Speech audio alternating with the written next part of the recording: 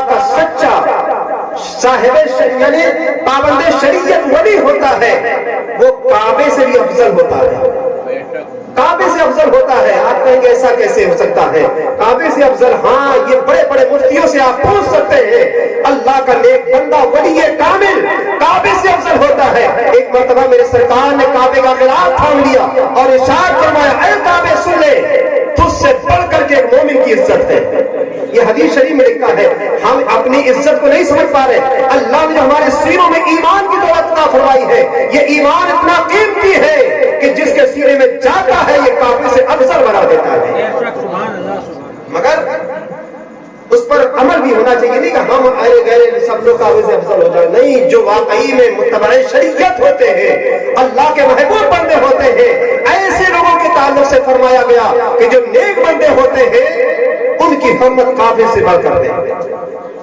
اور میرے آقا کریم صلی اللہ تعالی وسلم نے اپنے ولیوں کی پہچان بیان فرمائی تھی، تو جب میرے سرکار صلی اللہ علیہ وسلم اپنے ولیوں کی تعریف کر رہے تھے صحابہ کی موجودگی میں، تو صحابہ نے عرض کیا، یا رسول اللہ بتائیں کہ ان کی پہچان کیا ہوگی؟ قیامت کے دن اگر ہم انہیں پہچاننا چاہے کہ آپ کی امت کے اولیاء ہیں، انہیں پہچاننا چاہے تو کیسے پہچانیں گے؟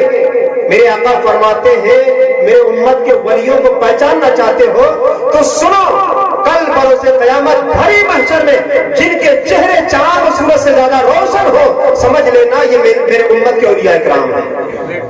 چمک رہے ہوں گے قیامت کے دن اولیاء اکرام۔ اور قرآن عظیم میں ہے، اللہ کے ولیوں کی عظمت دیکھ لیں۔ آپ کے چہرے کچھ آپ سن رہے کہ لچھے دار تقریر کریں اور بہت مزہ آئے، سنیں قرآن و حدیث میں، لچھے دار کرنے سے کوئی فائدہ نہیں ہوتا، قرآن اور حدیث کی بات سن لیں، ان سے ایمان کی حفاظت ہوتی ہے۔ قرآن شریف سے دیکھیں اولیاء اکرام کے شان کیا ہے۔ 15واں پارہ سورہ کہف ہے، یہ حفاظ کرام بیٹھے ہیں پڑھتے رہتے ہیں، اس کی تفسیر میں لکھا ہے اصحاب کہف، اصحاب کہف کے بنی اسرائیل کے 7 اولیاء اکرام تھے۔ اعلیٰ حضرت نے لکھا، متعدد مقامات پر کچھ کچھ لکھا گیا ہے، مگر اعلیٰ حضرت نے فرمایا کہ راجح قول یہ ہے کہ وہ اولیاء اکرام 7 تھے، 7 ولی کامل ہیں۔ وہ دقیانوسی زمانہ تھا، وہ دور کا بادشاہ جو تھا بڑا ظالم تھا، وہ مسلمانوں کو عبادت نہیں کرنے دیتا تھا، نماز نہیں پڑھنے دیتا تھا، ظلم کرتا ستاتا تھا۔ تو ان اولیاء کرام نے، یعنی اصحاب کہف جن کو کہا جاتا ہے، ان اولیاء کرام نے آپس میں مشورہ کیا کہ ایسا کرے کہ آبادی چھوڑ دیتے ہیں، بستی چھوڑ کر کے جنگل میں چلتے ہیں اور وہاں چل کر کے اپنے رب کے دل کھول کر کے عبادت کرتے ہیں۔ یہ مشورہ کیا اور اپنے گھر سے نکل پڑے، آبادی سے باہر نکلے۔ تفسیر قرطبی اور بڑی بڑی تفسیروں میں لکھا ہے کہ جیسے تھوڑی دور چلے تھے، ایک کتا آ کر کے پیچھے لگ گیا۔ بڑی دلچسپ بات ہے، اولیاء اکرام کی شان دیکھیں۔ ایک کتا پیچھے آ گیا، آگے آگے اولیاء ولی کامل ہے، پیچھے پیچھے کتا ہے۔ جب ولیوں نے دیکھا کہ ہمارے پیچھے کتا آ رہا ہے، کتے کا کام بھونکنا ہوتا ہے، تو اولیاء اکرام نے پتھر مارے، دوڑایا کہ لوٹ جائے۔ کافی کوشش کی کتے کو لوٹا دیا جائے۔ جب زیادہ کوشش کی تو تفسیر قرطبی میں لکھا ہے کہ وہ کتا 2 پچھلی ٹانگوں سے زمین پر کھڑا ہو گیا اور 2 اگلی ٹانگیں اس طرح اپنی بارگاہ بلند کر دی جس طرح ہم اور آپ ہاتھ اٹھا کر کے دعا کرتے ہیں۔ کتا ہے، دعا کی، مولا مجھے بولنے کی صلاحیت دے دے، میں تیرے محبوب بندوں سے بات کرنا چاہتا ہوں۔ اللہ نے بولنے کی طاقت دے دی، یہ تفسیر میں لکھا ہے۔ سورہ کہف کی تفسیر پڑھ کر کے دیکھیں، اللہ نے بولنے کی صلاحیت دی۔ وہ کتا کہتا ہے، اے ولیوں مجھے مارتے کیوں ہو، مجھے بھگاتے کیوں ہو؟ اللہ کے ولیوں نے کہا تم کتے ہو، تمہارا کام بھونکنا ہے، ہمارے ساتھ جاؤ گے بھونکو گے، بادشاہ کو خبر ہو جائے گی، بادشاہ پکڑوا لے گا، ظلم کرے گا، اس لیے ہم نہیں چاہتے تم ہمارے ساتھ چلو۔ جانتے اس وقت اس کتے نے کہا تھا ہم انسان ہیں، سبق لیں کتے سے۔ تفسیر میں لکھا ہے کتے نے کہا تھا واللہ انی احب الاولیاء والصالحین، مجھے ایسا ویسا کتا مت سمجھ لینا، میں ایسا کرتا ہوں کہ میں اللہ کے نیک بندوں سے، ولیوں سے، اللہ کے نیک بندوں سے محبت کیا کرتا ہوں۔ وہ کتا محبت کرتا ہے۔ تو جانتے جب یہ بات سنی اولیاء کرام نے کہا ٹھیک ہے اب اجازت ہے، چلے ایک غار کی طرف۔ وہ غار میں جا کر کے ایک غار پہاڑ میں جو کھو ہوتی ہے اس کو غار کہتے ہیں، اس میں اولیاء کرام تشریف فرما ہو گئے. وہ کتا دروازے پر بیٹھ گیا دربان بن کر. اولیاء وہ 7 حضرات پہاڑ کے اندر چلے گئے. جانتے ہیں 309 برس تک وہ اولیاء کرام اس غار کے اندر رہے. قرآن شریف میں ہے وَلَبِثُوا فِي كَهْفِهِمْ ثَلَاثَمِائَةَ سِنِينَ وَازْدَادُوا تِسْعًا. قرآن شریف نے کہا کہ 309 برس تک وہ اولیاء کرام اس غار میں تشریف فرما رہے. اور وہ کتا ایسی محبت کا ثبوت دیا کہ وہ کتا بھی 309 برس تک دروازے پر بیٹھا رہا. اب اندازہ لگائیں، ایک سال میں کئی موسم آتے ہیں. سردی کا موسم بھی آتا ہے، گرمی کا موسم بھی آتا ہے، برسات بھی ہوتی ہے. بارش میں بھیگتا رہا، سردی میں ٹھٹرتا رہا، اور گرمی میں پسینہ بہاتا رہا. مگر اولیاء کی محبت دیکھو کہ وہ کتا ولیوں کا در چھوڑ کر کے نہیں بھاگا. وہ کتا ولیوں کا در چھوڑ کر کے نہیں بھاگا. اعلیٰ حضرت فرماتے ہیں، باقاعدہ کتابوں میں لکھا ہے کہ اس کتے نے جو ولیوں کی وفاداری کا حق ادا کر دیا، تو جب دنیا میں اس کتے نے ولیوں کی چوکھٹ نہیں چھوڑی، اعلیٰ حضرت لکھتے ہیں کہ کل قیامت کے دن وہ کتا بھی انسانی شکل میں ولیوں کے ساتھ میں جنت میں جائے گا. ولیوں کے ساتھ جنت میں جائے گا. اس لیے کہ جو کتا ہو کر، جانور ہو کر اللہ کے ولیوں سے محبت کرے وہ جنتی ہو سکتا ہے. ہم انسان ہو کر ولیوں سے محبت کریں، ہم کیوں نہیں جنتی ہو سکتے؟ یاد رکھ لیں، اب وہ 309 برس تک کتا بیٹھا رہا. 309 برس بڑی مدت ہے. اس کے بعد جب سورج، جانتے ہیں قرآن عظیم میں لکھا ہے وَالشَّمْسُ تَجْرِي لِمُسْتَقَرٍّ لَهَا ذَلِكَ تَقْدِيرُ الْعَزِيزِ الْعَلِيمِ. قرآن شریف پڑھتے ہیں، اللہ تعالیٰ نے سورج کا راستہ مقرر کیا ہے. اس راستے سے جائے گا، یہاں سے نکلے گا، اس راستے سے جا کر بنا جگہ ڈوبے گا. اللہ کے حکم کے مطابق سورج چلتا ہے. مگر جب اولیاء کرام اس غار میں تشریف فرما ہو گئے، لیٹ گئے، تو اس غار کا نقشہ ایسا تھا کہ جب وہ سورج نکلتا تھا تو اس کی شعائیں غار کے اندر تک پہنچتی تھی، اور جب ڈوبتا تھا تو اس کی لپٹ غار کے اندر ولیوں تک پہنچتی تھی. اللہ تعالیٰ کو یہ گوارا نہ ہوا. اللہ ارشاد فرماتا ہے کہ اے سورج، ٹھیک ہے میں نے تیرا راستہ فائنل کیا تھا، تیرا راستہ مقرر کیا تھا، مگر اب میرے ولی اس غار میں تشریف فرما ہے. اب ایسا کیا کر کہ جب نکلا کر تو چھپ کے نکل جایا کر، اور جب ڈوبا کر تو چھپ کر کے ڈوب جایا کر. میں اپنی طرف سے نہیں، قرآن میں لکھا ہے وَتَرَى الشَّمْسَ إِذَا طَلَعَتْ تَزَاوَرُ عَنْ كَهْفِهِمْ ذَاتَ الْيَمِينِ وَإِذَا غَرَبَتْ تَقْرِضُهُمْ ذَاتَ الشِّمَالِ وَهُمْ فِي فَجْوَةٍ مِّنْهُ. اللہ نے قرآن میں کہہ دیا کہ جب وہ سورج نکلتا تھا تو اولیاء کرام کو اپنی گرم گرم لپٹ سے بچانے کے لیے دائیں طرف چھپ کے نکل جایا کرتا تھا، اور جب ڈوبنے کا وقت آتا تھا تو اولیاء کرام کو لپٹ سے بچانے کے لیے بائیں طرف چھپ کر کے نکل جاتا تھا. یہ اللہ کے ولیوں کی شان ہے کہ جن کی خاطر آسمان کا سورج بھی راستہ بدل دیتا ہے، آسمان کا سورج بھی چھپ چھپ کر کے نکل رہا ہے. یہ ادب احترام صرف زمین والے نہیں کرتے ہیں، آسمان کا چاند سورج بھی اللہ والوں کا ادب احترام کیا کرتا ہے.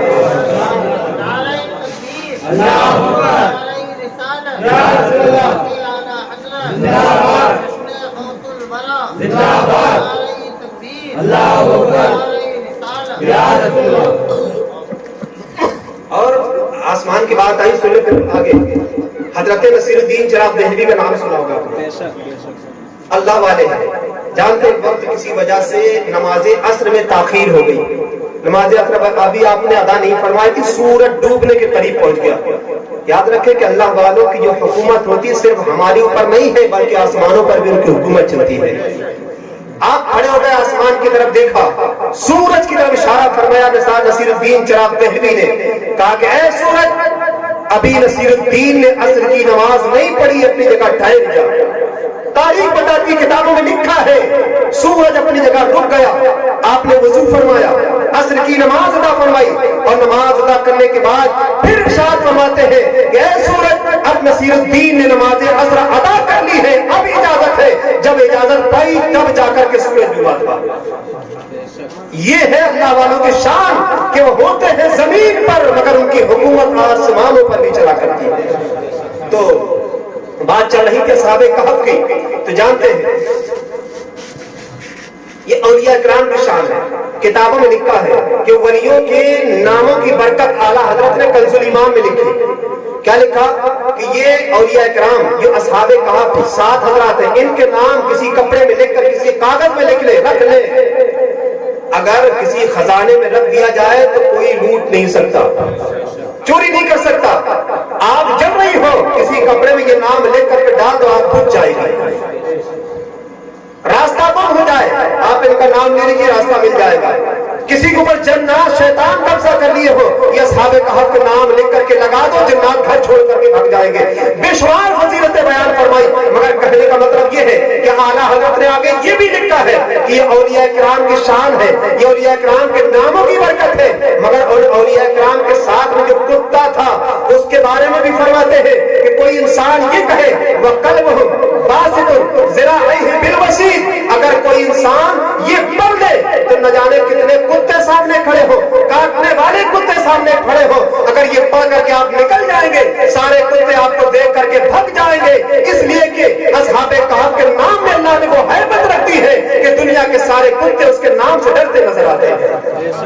اصحاب کہف کے صدقے میں کہ ان کی صحبت کی وجہ سے اللہ نے اس کے نام میں بھی یہ ہیبت رکھی ہے کہ اگر وہ نام لے لیا جائے تو دنیا کے کتے اس نام سے بھاگنے لگتے ہیں۔ تو اب اندازہ لگائے کہ جو ولیوں کی شان بہت اونچی ہے، ولیوں کے بارگاہ میں کتا اگر رہنے لگے اللہ تعالیٰ اس کتے کو بھی باشان عالی شان بنا دیا کرتا ہے۔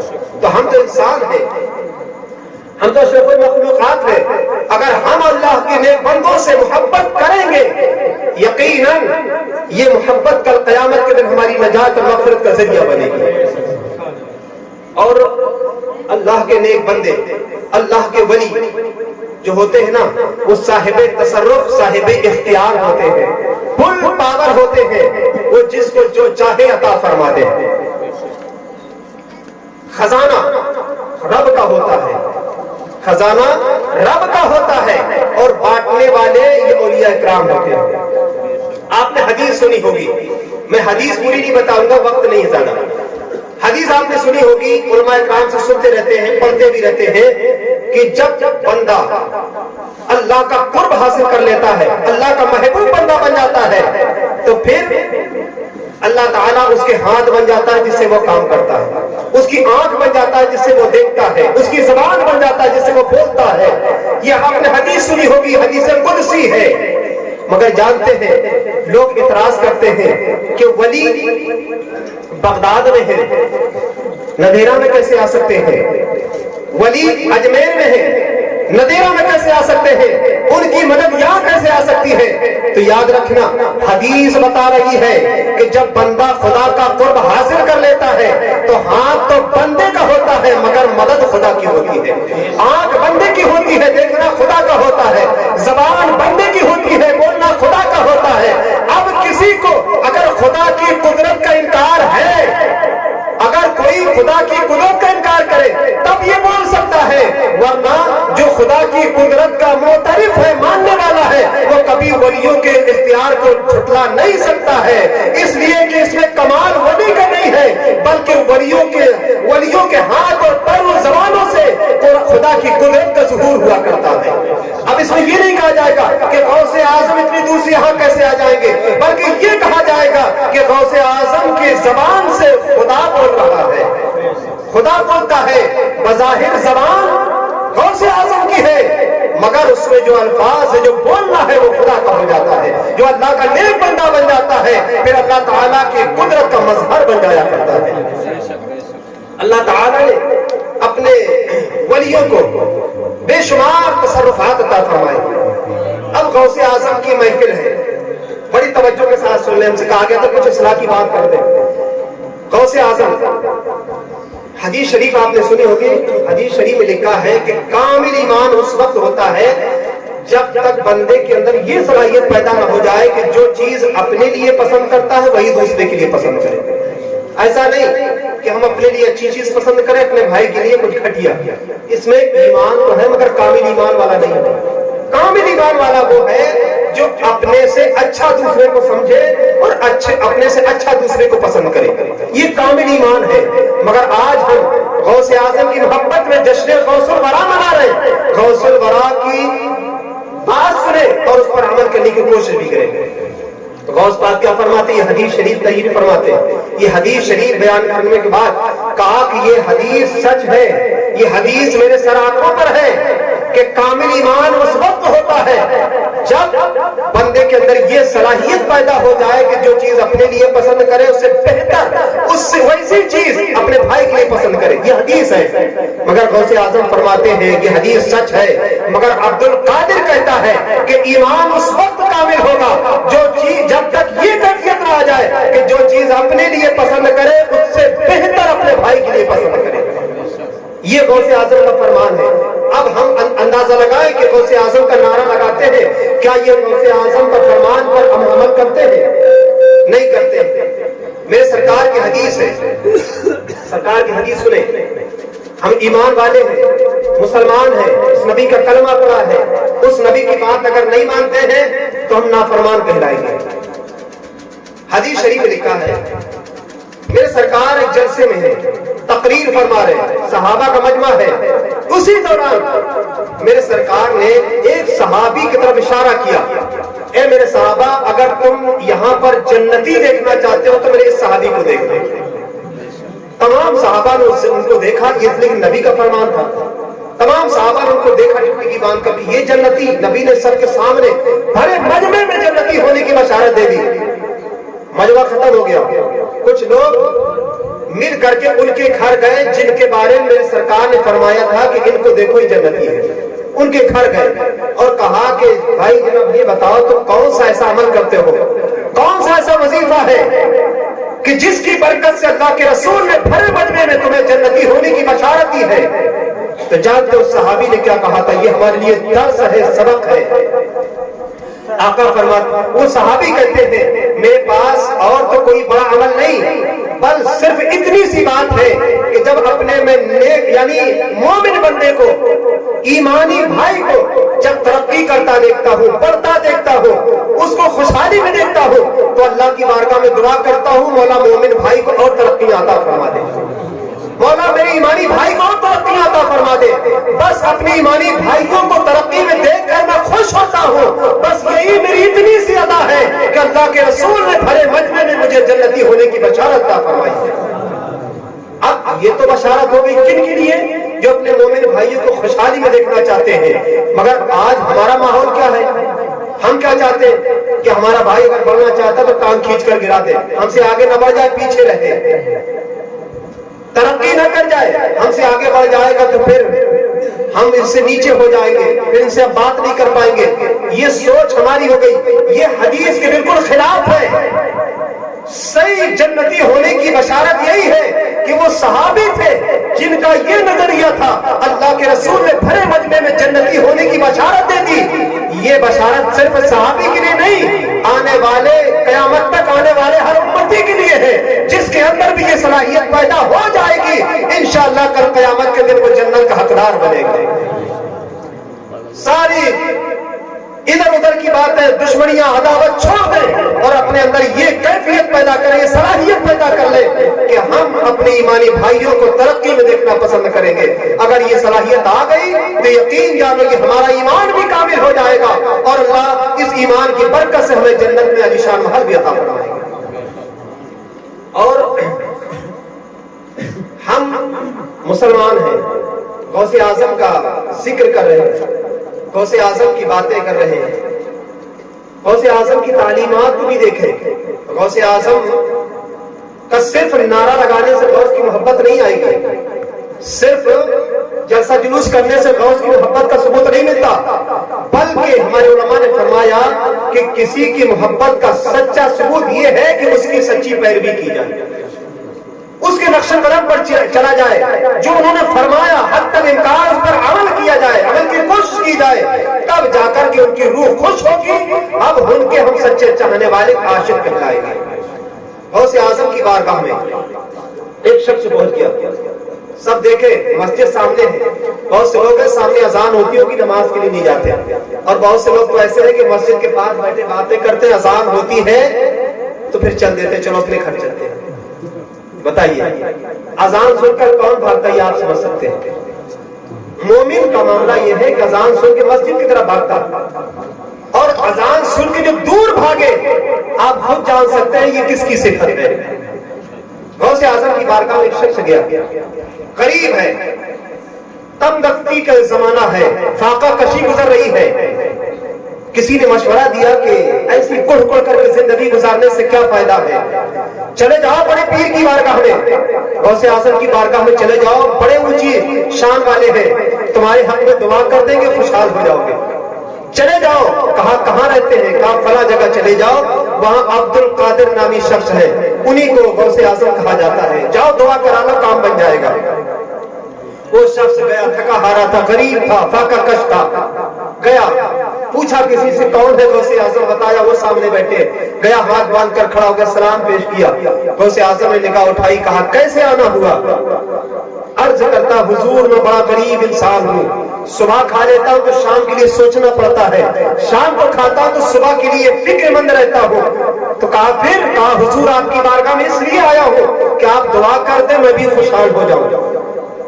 تو وہ یہ تمنا لے کر کے گیا تھا کہ غوث اعظم کوئی تعویذ دے دیں گے، وظیفہ بتا دیں گے، کوئی تمرہ دے دیں گے، میرے حق میں ہاتھ اٹھا کر کے دعا کر دیں گے، مگر غوث اعظم نے کچھ نہیں کیا۔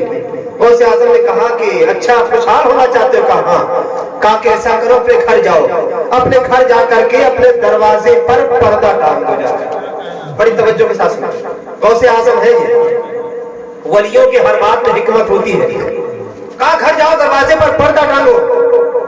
وہ انسان ایک طرف تو مایوس ہوا کہ بڑا سفر کر کے آیا، بڑا نام سنا تھا، کچھ نہیں دیا، مجھے بتا رہے پردہ ٹانگو، مگر ایک طرف یہ بھی خیال آتا کہ بڑے پیر ہے، کوئی نہ کوئی حکمت ضرور ہوگی۔ آیا لڑکھڑاتے قدم گھر آیا، اپنی بیوی سے کپڑا مانگا، غریبی کا زمانہ ہے، پھٹا پرانا کپڑا ملا، اس نے اٹھا کر کے اپنے دروازے پر ٹانگ دیا۔ تھوڑے دن گزرے تھے کہ اس کے گھر میں بھی رب کی رحمت